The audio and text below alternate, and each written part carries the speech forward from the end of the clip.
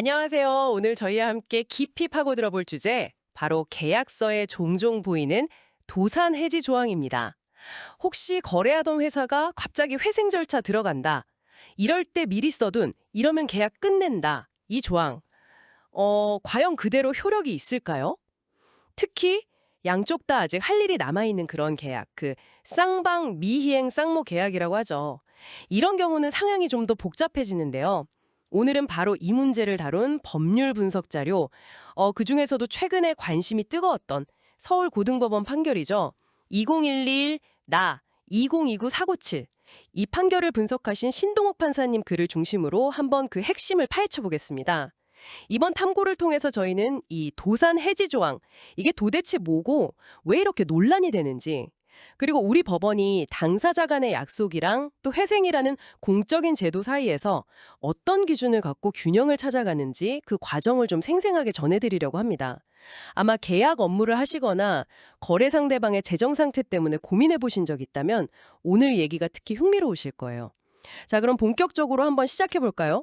우선 그 논의의 출발점인 도산 해지 조항부터 좀 명확히 해야 할 것 같아요.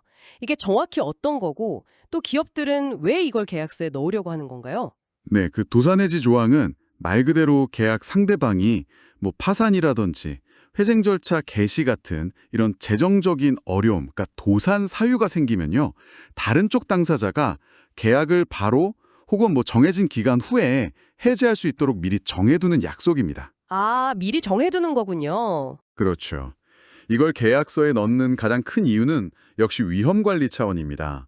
상대방 신용이 갑자기 나빠지거나 계약을 제대로 이행할 수 있을지 좀 불투명해질 때 이런 불확실한 관계에 계속 묶여있지 않고 좀 빨리 관계를 정리해서 추가적인 손실이나 분쟁을 막으려는 거죠. 계약 당사자 입장에서는 어떻게 보면 예측 가능성을 높이고 좀 안정성을 확보하는 뭐랄까 보험 같은 그런 조항으로 생각하는 경향이 좀 있습니다. 듣고 보면 사실 굉장히 상식적이고 합리적인 장치 같아요. 내가 돈을 받거나 뭘 받아야 하는데 상대방이 갑자기 회생 절차에 들어갔다.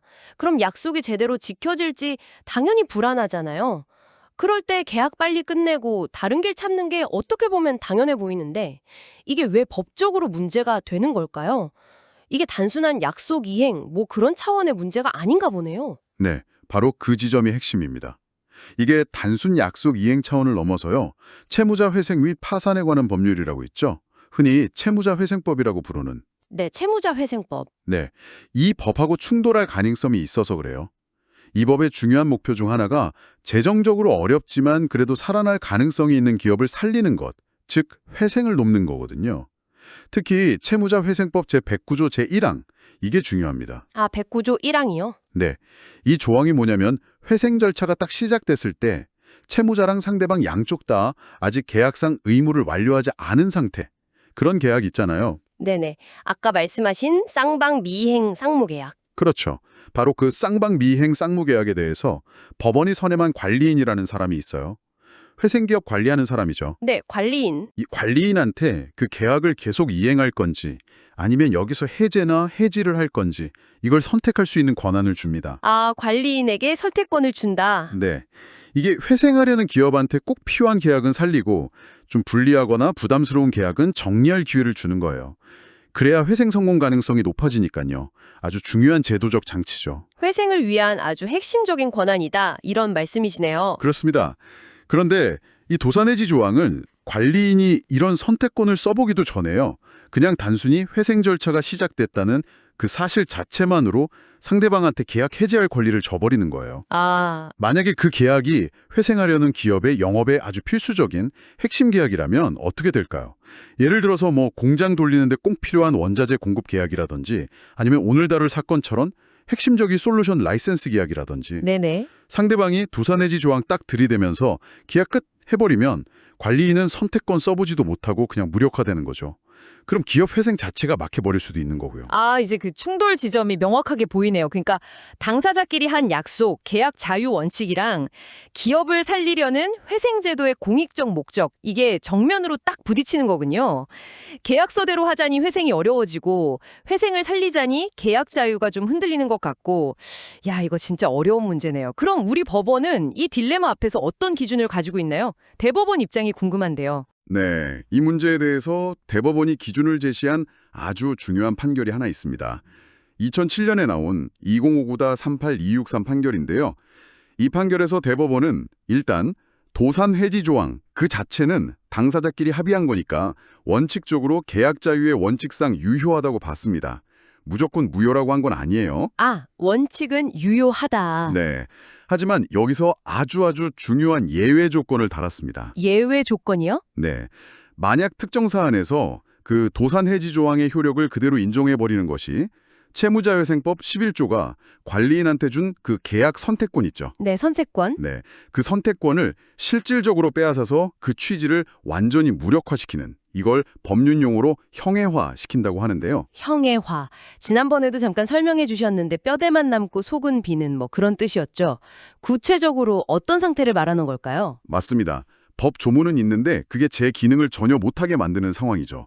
예를 들어서 회생기업이 사업하는데 그 계약이 너무너무 중요해요. 그거 없으면 사실상 회생 자체가 안 돼요. 아, 정말 필수적인 계약? 네.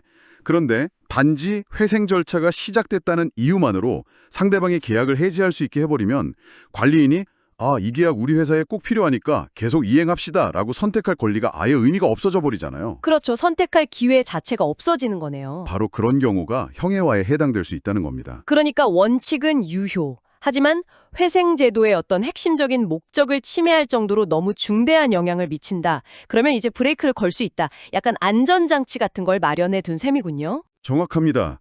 계약 자유도 존중해야 하지만 회생 제도의 근간이 흔들리는 것까지 내버려 둘 수는 없다. 이런 대법원의 어떤 고민이 담긴 기준이라고 볼 수 있습니다. 자, 그럼 대법원의 이런 원칙적인 입장이 실제 사건에서는 어떻게 적용될 수 있을까? 마침 오늘 저희가 살펴볼 자료가 바로 그 점을 잘 보여주는 서울고등법원 판결 2011-2024-972 분석이지 않습니까? 이 사건에서는 구체적으로 어떤 일이 있었던 건가요? 네, 이 사건은 회생 절차를 밟고 있던 A사라는 회사하고 그 거래 상대방인 C사, 이 두 회사 사이의 계약 분쟁이었습니다. A사는 클라우드 기반의 소프트웨어 솔루션을 개발하고 또 유지보수하는 그런 회사였고요. C사는 그 솔루션을 이용하는 고객사였어요. 네. 두 회사 계약서에는 뭐 당연하다는 듯이 상대방이 회생 절차 들어가면 계약 해지할 수 있다. 이런 취지의 도산 해지 조항이 들어있었고요. A사에 대해서 회생 절차 개시 결정이 딱 내려지니까 C사가 기다렸다는 듯이 이 조항을 근거로 해서 계약 해지를 통보한 거죠. 결과를 바로 여쭤보고 싶어지네요. C사의 그 해지 통보, 유효했을까요? 대법원 판례 기준을 생각해보면 결국 관건은 그 소프트웨어 라이센스 계약이 A사 회생에 얼마나 중요했냐, 이게 아니었을까 싶은데요. 맞습니다. 정확히 그게 쟁점이었습니다. 결론부터 말씀드리면 서울고등법원은 C사의 계약 해지 통보가 유효하지 않다고 판단했습니다. 유효하지 않다. 네. 계약서에 분명히 도산 해지 조항이 있는데도 불구하고 이 특정 상황에서는 그 조항에 따른 해지는 허용될 수 없다. 이렇게 본 거죠. 계약서 조항을 그냥 무력화시킨 거네요. 법원이 왜 그렇게 판단했을까요? C사 입장에서는 그냥 계약서에 쓰인 대로 권리 행사한 것뿐인데 말이죠. 어떤 점이 결정적이었나요? 법원의 판단 근거를 좀 자세히 들여다보면 아주 흥미로운데요. 법원은 먼저 A사와 C사 간에 그 소프트웨어 라이센스 및 유지보수 계약이요. 이게 그냥 단순한 거래 계약이 아니라고 봤어요. 이걸 A사 사업의 존립 기반이다. 그리고 핵심 자산이다. 이렇게 판단을 했습니다. A사가 제공하는 그 클라우드 솔루션 자체가 A사의 주된 사업이었고 C사는 또 주요 고객사 중 하나였거든요. 사업의 기반이었다. 그렇죠. 따라서 만약 C사가 이 계약을 해지해버리면 A사는 핵심적인 사업 기반을 잃게 되는 거고 그럼 정상적인 영업활동이 불가능해지겠죠. 이는 결국 회생 절차 수행에 아주 중대한 지장을 주거나 심지어는 회생 자체를 불가능하게 만들 명백한 위험이 있다. 이렇게까지 본 겁니다. 소프트웨어 계약 하나가 아니라 회사 명운이 걸린 문제라고 본 거죠. 와, 심각하게 봤네요. 네, 그래서 이런 판단은 결국 시사가 도산해지 조항을 행사하는 것이 대법원이 말했던 관리인의 선택권을 형해화시키는 경우, 바로 거기에 해당한다고 본 겁니다. 아하. 회생에 꼭 필요한 계약인데 상대방이 조항 하나 믿고 딱 끊어버리면 관리인이 회생을 위해서 그 계약을 이행하겠다고 선택할 기회 자체가 그냥 원천적으로 막혀버리니까요. 그래서 이 판결은 계약 조항의 어떤 문구 자체에만 얽매이기보다는 그 조항을 행사했을 때 발생하는 실질적인 결과, 그리고 그 결과가 회생제도의 목적 달성에 미치는 영향, 이걸 중심으로 판단하는 이른바 기능적 접근법을 아주 명확하게 보여준 사례라고 할 수 있겠습니다. 기능적 접근법. 그러니까 계약서 문구 그 너머에 있는 실질적인 기능이나 영향을 따져본다 이런 거군요. 와, 소프트웨어 계약 하나가 정말 회사의 운명을 가를 수도 있다니 계약의 중요성이나 파급력이 새삼 느껴지네요. 그럼 이 판결이 우리 기업들이나 계약 실무 하시는 분들한테 던지는 메시지는 뭘까요? 이게 아주 중요한 시사점을 주는데요. 첫째, 그리고 가장 중요한 건 이거예요. 계약서에 도산해지 조항이 딱 명시되어 있다고 해서 그 효력이 절대적이거나 자동적이진 않다는 겁니다. 절대적인 게 아니다. 네, 특히 상대방의 회생 절차에 들어갔을 때는 더더욱 그렇습니다. 핵심은 이거죠. 계약서에 도장 찍었다고 끝이 아니라는 거예요. 법원은 그 조항이 혹시 회생의 숨통을 끊는 조항은 아닌지 이걸 따져볼 거라는 점을 꼭 기억해야 합니다. 둘째로는 법원은 단순히 조항이 있냐 없냐 이것만 보는 게 아니라 해당 계약이 회생하려는 기업의 그 핵심 사업하고 얼마나 관련이 깊은지, 그리고 그 조항을 발동시키는 게 회생 절차 자체에 구체적으로 어떤 영향을 미치는지 이걸 아주 실질적으로 심사한다는 겁니다. 뭐랄까 케이스 바이 케이스로 판단될 여지가 크다는 거죠. 케이스 바이 케이스다. 네, 따라서 청취자분들 입장에서 보면요.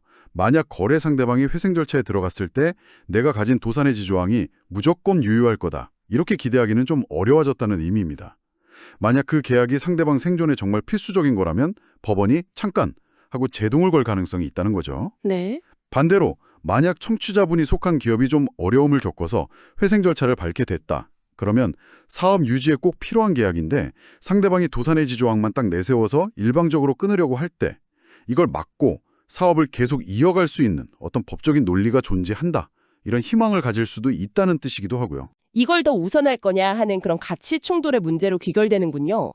근데 법원의 판단에 따라서 예측 가능성이 좀 흔들릴 수 있다는 건 기업 입장에서는 약간 부담스러울 수도 있겠다는 생각도 드네요. 맞습니다. 바로 그 지점이 이 문제의 딜레마죠. 계약 당사자 입장에서는 분명 예측 가능성이 아주 중요한 가치인데 법원은 또 개별 기업의 회생을 넘어서 파산으로 인한 사회 전체의 비용을 줄이고 경제 주체한테 재기의 기회를 주는 것, 이것 또한 중요한 공익이라고 보고 있는 거거든요. 그래서 이 둘 사이에서 어떻게든 균형점을 차려내는 노력을 판례를 통해서 계속하고 있는 겁니다. 이 서울고등법원 판결은 그 균형점을 회생제도의 실효성을 확보하는 쪽에 조금 더 무게를 둔 사례다, 이렇게 평가할 수 있겠습니다. 법원이 이런 판단을 내리는 근거가 주로 아까 말씀하신 채무자회생법 119조와의 관계에서 찾는다고 하셨는데 혹시 다른 법조항이나 이론 같은 것도 고려되지는 않나요? 예를 들면 너무 불공정한 조항은 무효다 이런 것도 있지 않습니까? 좋은 지적이십니다. 이론적으로는 민법 제103조 있죠. 그 선량한 풍속, 기타 사회질서에 위반한 사항을 내용으로 하는 법률행위는 무효로 한다. 이 반사회질서 법률행위 조항이 거론될 수는 있어요. 네, 민법 103조. 특정 상황에서 도산해지 조항을 행사하는 게 정말 극단적으로 부당해서 사회질서에 반한다, 이렇게 볼 여지가 전혀 없는 건 아닙니다. 하지만 현재까지 법원의 주류적인 입장은 도산해지 조항 그 자체를 일반적으로 민법 103조 위반이라고 보기는 좀 어렵다는 겁니다. 계약 당사자끼리 위험을 분담하기로 한 약정이라는 측면도 무시할 수는 없으니까요. 그렇군요. 그래서 실제 판례들을 보면 주로 채무자회생법 제119조의 관리인 선택권을 침해하는지 아닌지 이걸 중심으로 그 효력 제한 문제를 다루고 있습니다. 오늘 살펴본 자료에서도 언급하듯이 이 문제는 아직 명확하게 법으로 딱 정해진 해결책이 있다기보다는 구체적인 사건들을 통해서 판례 법리가 계속 쌓이고 발전하면서 기준이 형성되어가는 과정에 있다. 이렇게 보는 게 정확할 것 같습니다. 참고로 국제적으로는 UNCTRAL, UN 국제상고례법 위원회 모델법 같은 데서는 도산해지 조항의 효력을 좀 제한하는 방향으로 논의가 진행되고 있기도 하고요. 네, 오늘 저희는 계약서 조항 하나, 도산 해지 조항, 이걸 통해서 기업회생이라는 좀 복잡한 법률 세계를 깊숙이 한번 들여다봤습니다. 핵심을 다시 짚어보면 당사자 간의 약속인 계약 자유도 물론 중요하지만 회생이라는 공익적인 목적, 특히 회생에 꼭 필요한 계약을 존속시켜야 할 필요성 앞에서는 그 효력이 제한될 수도 있다는 점. 그리고 서울고등법원의 최근 판결 2021나 2024-972 판결은 바로 이런 법원의 기능적 접근법 그리고 실질적인 판단 기준을 아주 명확하게 보여준 중요한 사례였다는 것. 이렇게 정리할 수 있겠네요. 네, 그렇습니다. 법원이 계약 문구의 어떤 형식적인 논리에만 갇히지 않고요. 그 계약과 조항이 회생 절차라는 좀 특수한 상황 속에서 실제로 어떤 기능을 하고 또 어떤 영향을 미치는가, 이걸 실질적으로 따져본다는 게 핵심입니다. 여기서 청취자분들께 마지막으로 한 가지 질문을 좀 던져보고 싶습니다. 네, 어떤 질문인가요? 법원의 이런 유연하고 실질적인 접근 방식이 과연 바람직하기만 할까요? 혹시 계약 관계의 예측 가능성을 너무 헤쳐서 장기적으로는 기업들의 거래 활동 자체를 좀 위축시키는 부작용을 낳지는 않을까요? 아니면 당장의 예측성은 조금 흔들리더라도 어려움에 처한 기업에게 실질적인 재기의 기회를 제공하고 또 파산으로 인한 막대한 사회적 비용을 줄이는 것이 결국 우리 경제 전체에 더 이로운 어쩔 수 없는 균형점일까요? 정말 어려운 질문이네요. 아마 쉽게 답을 내리기는 어려우실 겁니다. 다음에 혹시 계약서를 검토하시거나 관련 뉴스를 접하실 때 오늘 저희가 나눈 이야기들을 한번 떠올리시면서 이 질문에 대한 자신만의 생각을 한번 정리해 보시면 어떨까 합니다. 네, 오늘 정말 깊이 있는 분석 그리고 흥미로운 질문까지 던져주셔서 감사합니다. 청취자 여러분께서도 오늘 저희 대화를 통해서 이 복잡한 법률 문제에 대한 시야를 넓히는데 좀 도움이 되셨기를 바랍니다. 다음에도 여러분의 지적 호기심을 채워드릴 알찬 내용으로 다시 돌아오겠습니다. 고맙습니다.